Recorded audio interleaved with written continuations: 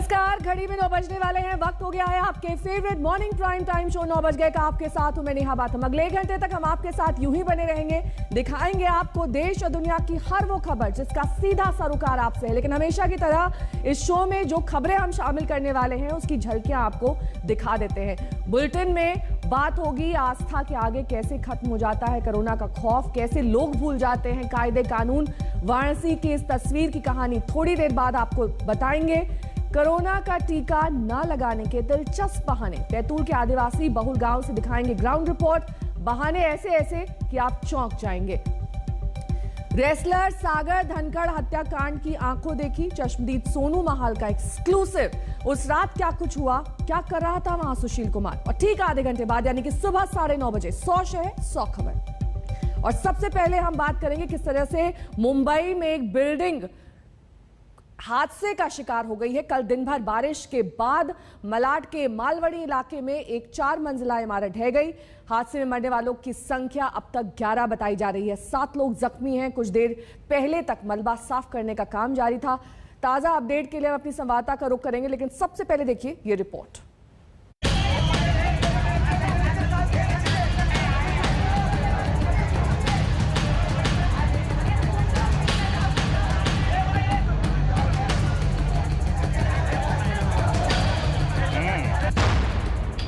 मुंबई में बारिश के बाद दर्दनाक हादसा।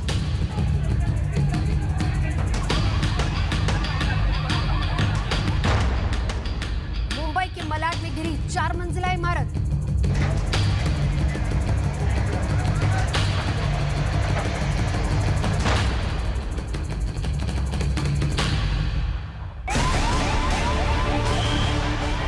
ये तस्वीरें आपको विचलित कर सकती हैं। अफरा तफरी मची है, मलबे से जिंदगी को बचाने का काम चल रहा है।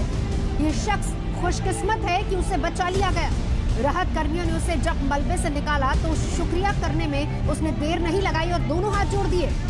भारी तादाद में स्थानीय लोगों और प्रशासन की टीम इस कोशिश में है कि किसी तरीके से ज्यादा लोगों को बचा लिया जाए। ये तस्वीरें मुंबई के मलाड के मालवणी इलाके की है।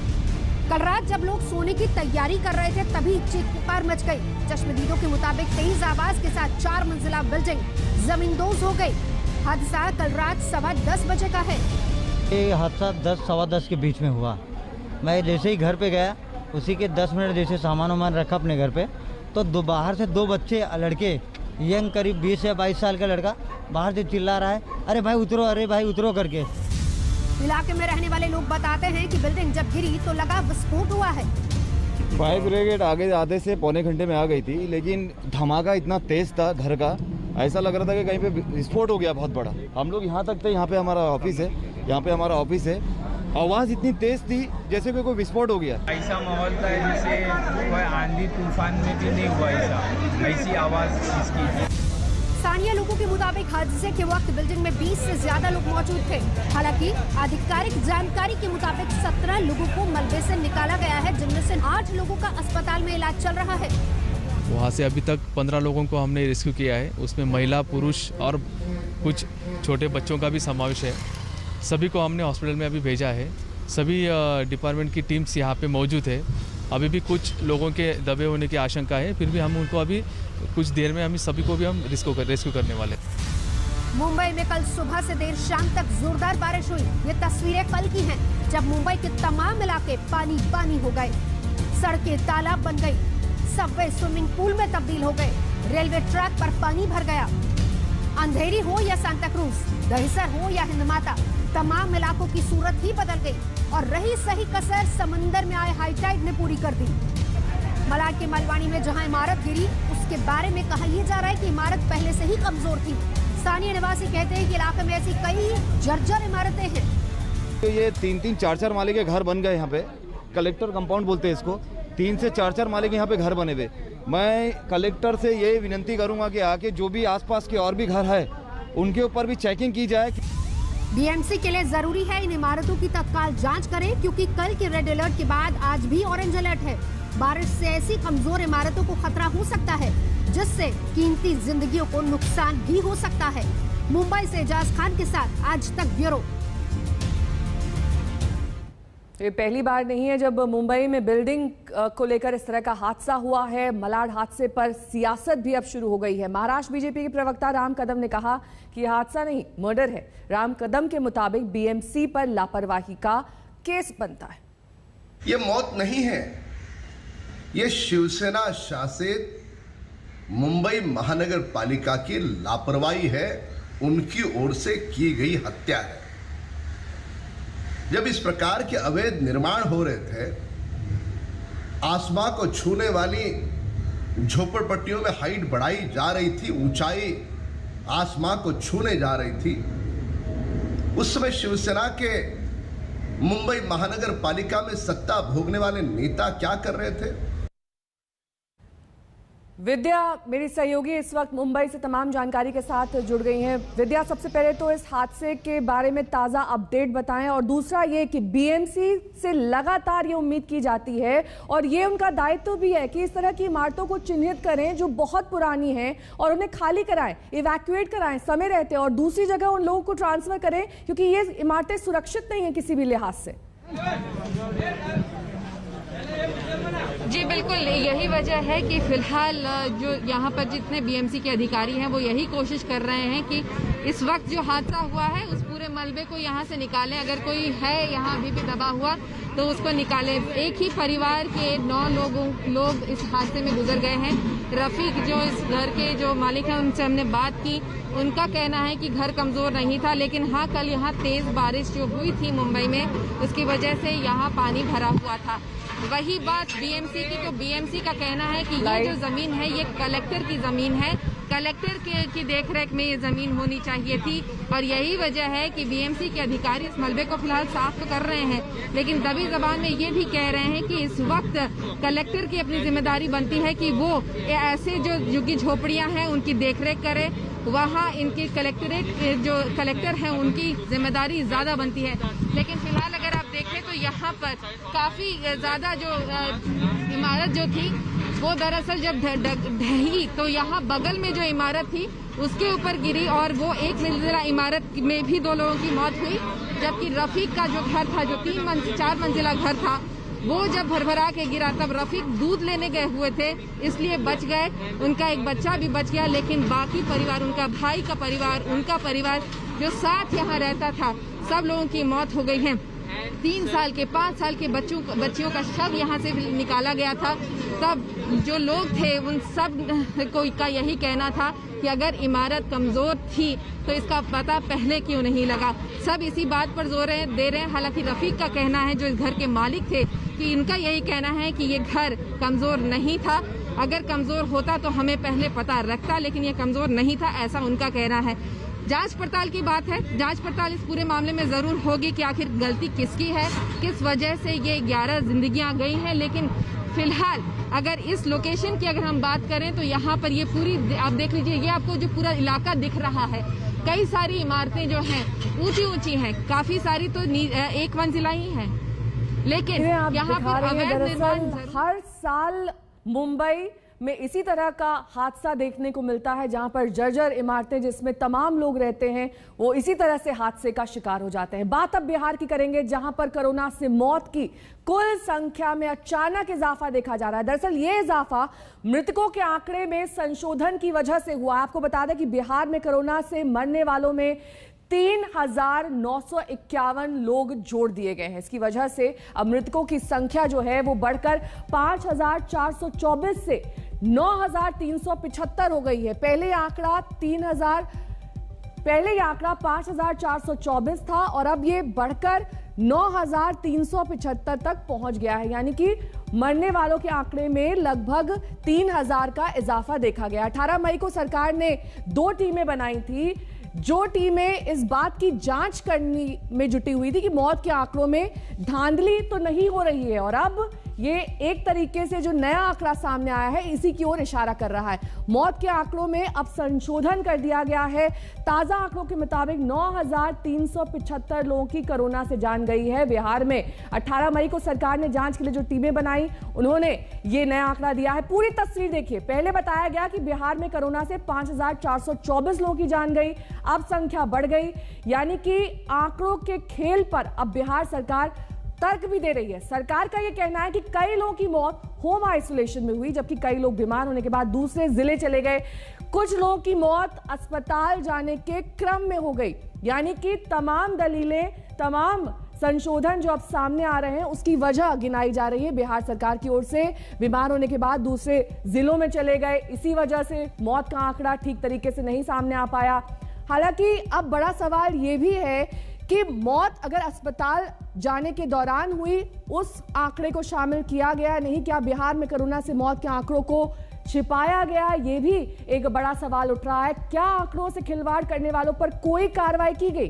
क्या आंकड़ों की जांच का काम अब भी जारी है? सुजीत झा मेरे सहयोगी इस वक्त तमाम जानकारी के साथ जुड़ गए हैं। सुजीत, अचानक से लगभग 3000 मौत का आंकड़ा बढ़ जाता है, तमाम दलीलें दी जाती हैं और ये आरोप सिर्फ बिहार सरकार ही क्यों, तमाम सरकारों पर लगते हैं कि मौत का आंकड़ा कहीं ना कहीं छुपाया जा रहा है। जब मौत का सर्टिफिकेट बनता है, जिसे डेथ सर्टिफिकेट कहते हैं, उसमें कोरोना वजह नहीं बताई जाती और शायद यही वजह है कि सही आंकड़ा कभी सामने ही नहीं आता है।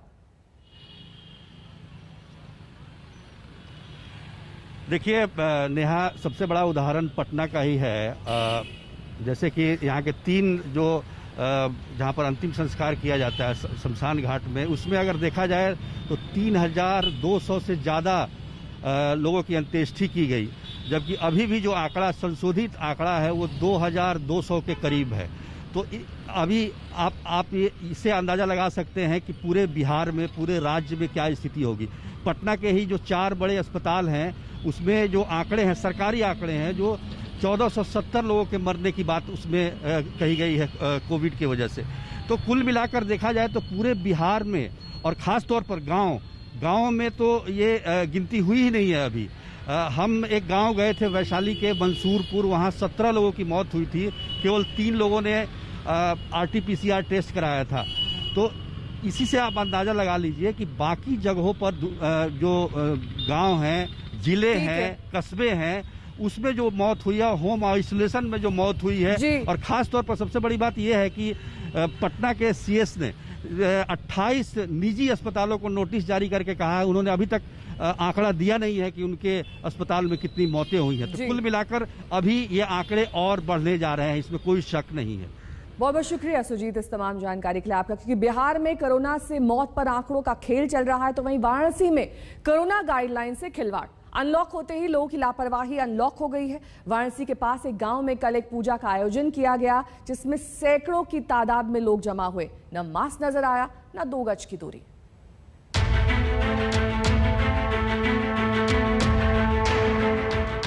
इस वीडियो को देखकर कौन कहेगा कि देश में कोरोना काल चल रहा है। सैकड़ों की भीड़ है, ढोल मजीरे के बीच जयकार हो रहा है।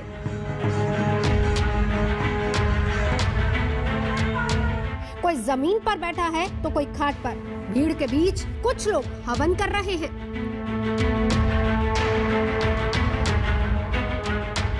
वहीं उपले जलाकर कढ़ाई में कुछ उबलता भी नजर आ रहा है।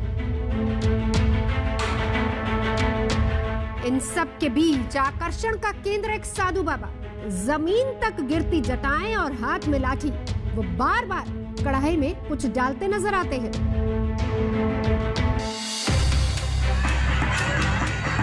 बीच बीच में भीड़ को संबोधित भी कर देते हैं। हालांकि उनके साफ आवाज हमारे कैमरे में कैद नहीं हो पाई।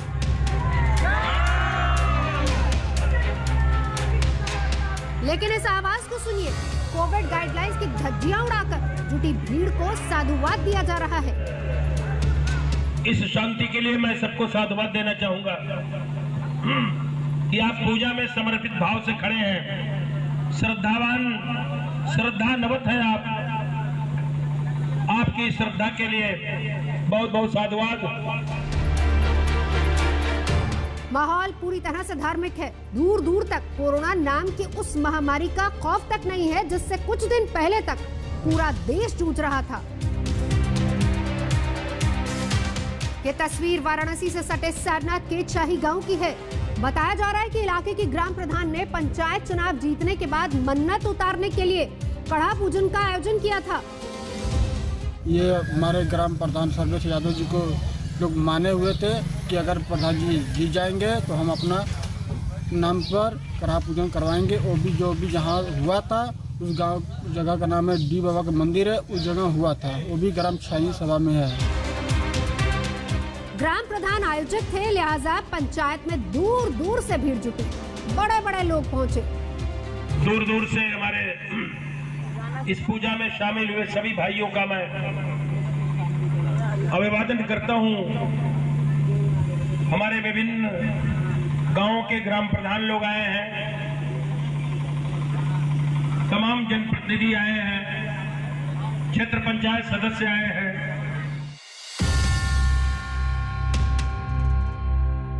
आस्था के आगे कोरोना प्रोटोकॉल की धज्जियों की तस्वीर पहले भी यूपी के कई इलाकों से आ चुकी है। चाहे अयोध्या के हनुमानगढ़ी मंदिर में पूजा के लिए जुटी भीड़ हो या फिर वाराणसी संकट मोचन मंदिर के श्रद्धालुओं का जमावड़ा हो, लगता है आस्था के आगे सब कुछ बेमानी हो जाता है। वाराणसी से रोशन जायसवाल के साथ आज तक ब्यूरो। लापरवाही की महज एक तस्वीर है, ऐसी तमाम तस्वीरें देश भर से आ रही हैं, लेकिन ये लापरवाही कोरोना टीका को लेकर है। कई गांव में लोग टीका नहीं लगवाना चाहते और इसके पीछे ऐसे ऐसे बहाने बना रहे हैं कि आप सुनकर हैरान रह जाएंगे। मध्य प्रदेश के आदिवासी बहुल गांव बैतूल आपको लिए चलते हैं और वहां से रिपोर्ट देखिए कि वहां पर टीका न लगवाने के लिए क्या बहाने दिए गए।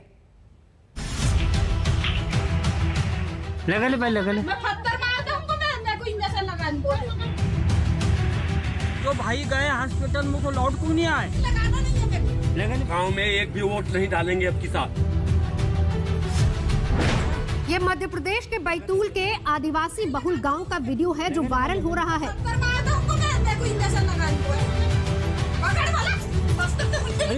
टीके को लेकर लोगों में किस कदर भ्रम और डर है, इस वीडियो को देखकर आप समझ जाएंगे। कोई कहता है वैक्सीन से उनके रिश्तेदार की मौत हो गई, तो कोई कहता है जीवन मरण ऊपर वाले के हाथ में है, वैक्सीन लगवाकर क्या करना। कितने हमारे भाई बहन सब मर चुके हैं, डेथ हो चुकी है, हमको कितना दुख हो रहा है। हम तो सोच रहे हैं कि मोदी सरकार बचाती है हमको, शिवराज भैया मामा बचा रहे हैं हमको, हम तो बड़े अच्छे समझ रहे हैं। जो भाई गए हॉस्पिटल में तो लौट क्यों नहीं आए? विनती इतना था नहीं, हम विनती कुछ नहीं, हम तो ऊपर वाले से विनती कर रहे हैं। मैं तो कबीर भगवान का भक्त हूँ, मेरा बाल न बाका कर सके जो जग बैरी हो, जापे राखे साइया मार सके तो न कोई ये दो टांग के इंसान मेरा कुछ नहीं उखाड़ सकेंगे।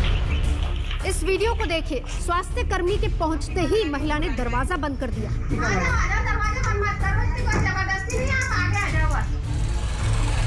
टीका लगाने नहीं जा रहे क्या?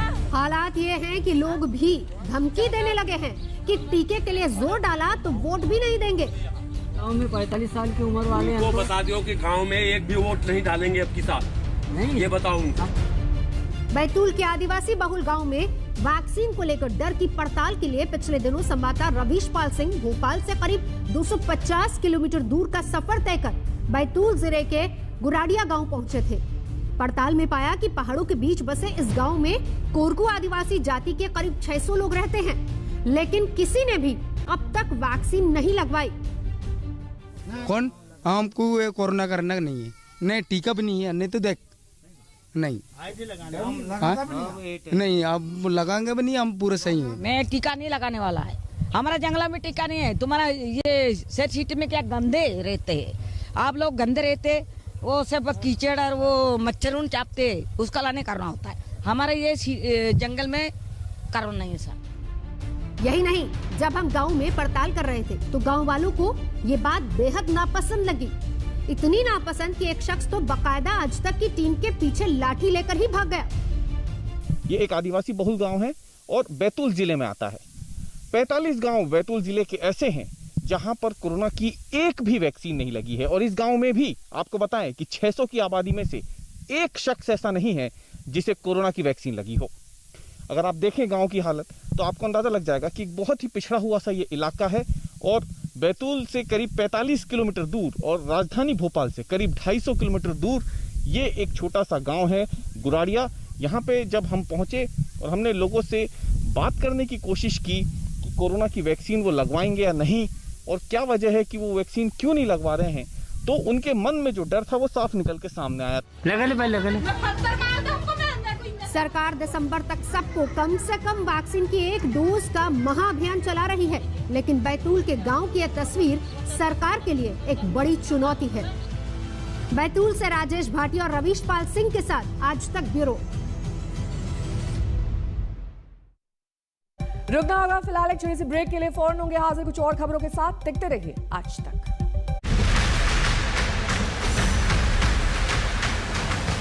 नड्डा जी से लेकर रेस्पेक्टेड प्राइम मिनिस्टर तक ये हालत का